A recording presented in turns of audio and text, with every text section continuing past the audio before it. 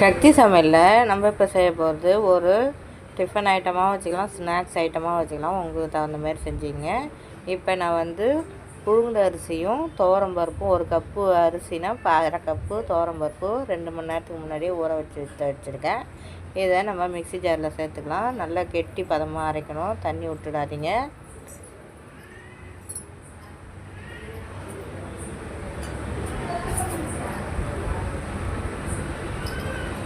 கொஞ்சமாக தண்ணி சேர்த்து இதை நம்ம கொரகொரப்பான பதத்தில் நம்ம அரைச்சி எடுத்துக்கலாம். பாருங்கள், கொஞ்சம் கொரகொரப்பாக இருக்குது.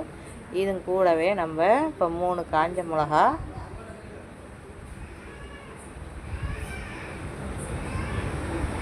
இஞ்சி 2 துண்டு சேர்த்துக்கலாம். அரிஞ்சு வச்ச வெங்காயம் சேர்த்துக்குங்க. துண்டு துண்டாக நறுக்கி வச்ச தேங்காயும் சேர்த்துக்குங்க.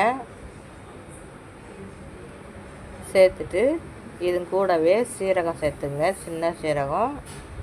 உப்பு தேவைக்கேற்ற மாதிரி உப்பு சேர்த்து நம்ம தண்ணி விடாத நல்லா கெட்டியாக அரைச்சிக்கலாம். கிரைண்டரில் கூட நீங்கள் அதிகமான குவான்டிட்டி செய்கிறீங்கன்னா கிரைண்டரில் கூட அரைச்சிக்கலாம். நல்லா கெட்டியான பதமாக இருக்கணும். இப்போ நம்ம இந்த மாதிரி ஒரு டம்ளரில் துணி வச்சுருக்கோம். அதில் நல்லா அடை மாதிரி தட்டி நம்ம எண்ணெயில் போடும்போது கைக்கும் சூடாகாது, எண்ணெயிலையும் அழகாக உழுவும் பிரிஞ்சு.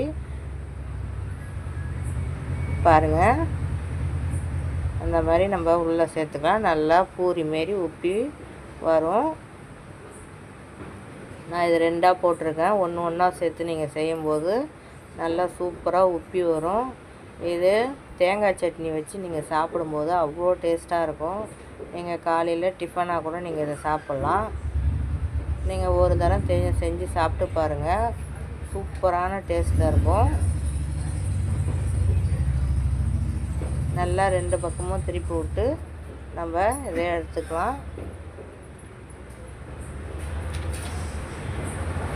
மேலே கிரிஞ்சாகவும் உள்ளே சாஃப்டாகவும் நல்லா சூப்பரான டேஸ்ட்டில் இருக்கும். நீங்கள் ஒரு இது ட்ரை பண்ணி பாருங்கள். இந்த அளவுக்கு வரும்போது நம்ம எடுத்துக்கலாம். அந்த மாதிரி எல்லாத்தையுமே நம்ம சுட்டு எடுத்துக்க போகிறோம். பாருங்கள், நல்லா பூரி மாதிரி உப்பி வருது பாருங்கள்.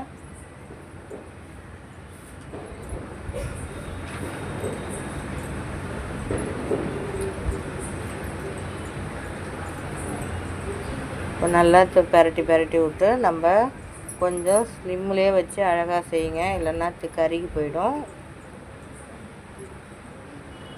இது கூட தேவைன்னா கூட நம்ம கருவேப்பிலை கூட சேர்த்துக்கலாம்.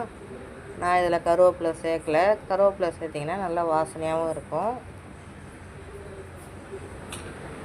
லோ ஃப்ளேமில் வச்சு நீங்கள் பொறுமையாக வேக வைங்க. இதை நீங்கள் ஒரு தடவை செஞ்சு சாப்பிட்டு பார்த்தீங்கன்னா திரும்ப ட்ரை பண்ணிக்கிட்டே இருப்பீங்க. அவ்வளோ சூப்பராக இருக்கும் சாப்பிட்றதுக்கு.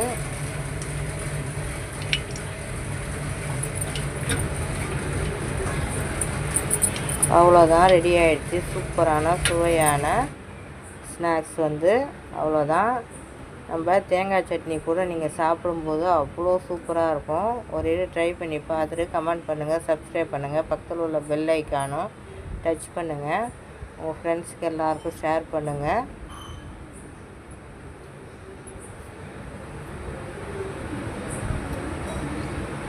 பாருங்கள் எப்படி இருக்குன்னு.